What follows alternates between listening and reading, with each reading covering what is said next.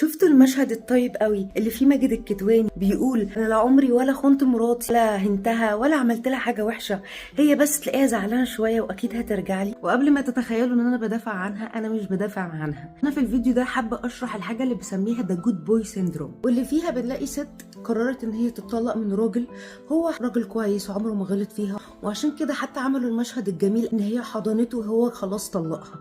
وده لان هي ما بتكرهوش، هو فعلا راجل كويس بس مش عارف يبقى حبيب. الراجل الكويس اللي بيعمل اللي عليه بس ما بيعرفش يقول مثلا حاجه سكس تخلي الست مبسوطه، ما بيعرفش حتى يختار هديه او يعمل سيربرايز. وفي بعض الستات بتيجي في مرحله معينه وبتحس ان كانها مرتبطه بحد عشره بس مش حبيب، وهنا بتيجي اللحظه بتاعت انا عايزه انفصل.